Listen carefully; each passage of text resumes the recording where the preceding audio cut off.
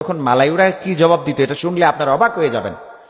Dia mia rezeki ada, dia dapat. তো আমি তখন বলতাম যে saya mari sini satu hari atau 2 hari, you bawa taxi. Hari ini jumpa, lepas kita bila balik kampung tak jumpa lagi lah. মানে বলতাম যে দেখ আজকে এখানে আসছি একদিনের জন্য বা 2 দিনের জন্য, কিছুদিন পরে চলে যাব, আবার এক সময় বাংলাদেশে চলে যাব। মালয়েশিয়াতে থাকতে অনেক সময় কবর দেখলে আমাদের মালয়েশিয়ান যারা বন্ধু বান্ধব ছিল ওরা জিজ্ঞেস করতো যে ইউ আডা বাগি সালাম, তুমি কি সালাম দিয়েছো? ইয়া হালা আডা বাগি, হ্যাঁ। তো জিজ্ঞেস করতো কেন পাই বাগি সালাম, জিজ্ঞেস করতো যে তুমি কেন সালাম দিয়েছো? তখন বলতাম সায়া বাগি সালাম লেপাস মাতি ওরাং বাগি সালাম ছায়া, আমি সালাম দিয়েছি এই জন্য যে যেন আমি মারা যাওয়ার পরে অন্যরা আমাকে আমার কবর দেখে সালাম দেয়। তখন ওই মালাই বলতো যে ইয়া আলা ইউ চেকআপ ভাইয়া বুথই, অবশ্যই অবশ্যই সত্য, তুমি যে কথা বলেছো এটা অবশ্যই সত্য কথা বলেছো। তো এইভাবে মালয়েশিয়ানরা আমাদের সাথে মাঝে মাঝে দিনের কথা আদান প্রদান করতো, দিনের ব্যাপারে তারা কথা বলতো।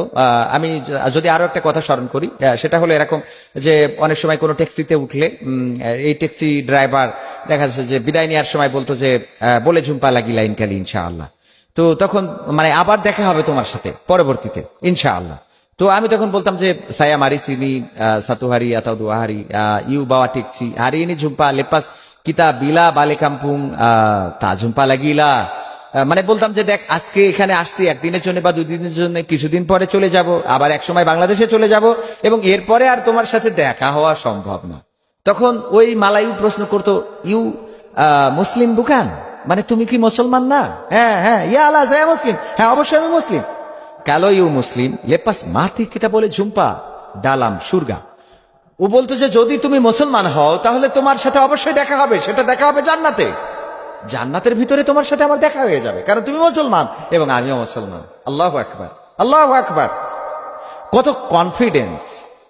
এই জাতীয় অনেক আত্মবিশ্বাস আমি মালায়ুদের কাছ থেকে শিখেছি। ওরা দেখতাম যে যেই ক্যান্টিন বা যেই রেস্টুরেন্টে মানুষ খাবার কিনছে কম, অনেক সময় আমাকে নিয়ে সেই রেস্টুরেন্টে যেত। আমি বলতাম যে এখান থেকে ওইটাই কিন্তু লোক বেশি, তেঙ্গু সানা আডা ওরাং রামায় সিমি তাডা ওরাং, দেখ ওই হোটেলে অনেক লোক বেশি আছে আর এখানে লোকই নেই। তখন বলতো অসুবিধা নেই, কিতা মাকান সিমি আপা সাই ডিয়া পুন আডা ফ্যামিলি, আডা আনা, আডা রিয়া মিয়া বাপা, আডা মা। কালো দিয়া তা বলে জয় দিয়া মাছা মানা বলে মাকান দিয়া মিয়া ওরা।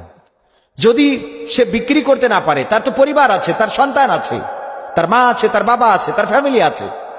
এই হোটেলে যদি বেচে কিনা না হয় তাহলে ওই পরিবারকে সে কিভাবে চালাবে? সুতরাং যে হোটেলে বেচে কিনা হচ্ছে হোক, এই হোটেলে কম লোক, আমরা এই হোটেলে খাই। এইগুলো শিখেছি তাদের কাছ থেকে। যদি কারো বেতন বাড়িয়ে দিত, তখন কেউ যদি কোনো মালায়ুকে ধোকা দিত যে ডিয়া ওরাং বাংলা তাপি ডিয়া মিয়া গাজি বাইয়া তিঙ্গিও ইউ মিয়া গাজি রেন্ডা, ও তো বাংলাদেশের মানুষ, ওর বেতন অনেক বেশি, অনেক উপরে, আর তুমি মালায়ু হয়ে তোমার বেতন নিচে, এটা কেমন? এটা অনেক বাংলাদেশিরা মালায়ুদেরকে বলতো। তখন মালায়ুরা কি জবাব দিত এটা শুনলে আপনার অবাক হয়ে যাবেন। ডিয়া মিয়া রিজিকি আডা ডিয়া ডেপাত, saya mia riziki tada saya tak dapat, bila saya mia riziki ada kita pun boleh dapat। আল্লাহু আকবার। বলতো কি যে ওর রিজিকে রয়েছে এজন্য ওর বেতনটা বেশি, আমার রিজিকে নেই যেটা সেটা আমি পাইনি। যেদিন আমার রিজিকের জন্য আল্লাহ নির্ধারণ করে দিবেন সেদিন আমারও বেতন বেড়ে যাবে।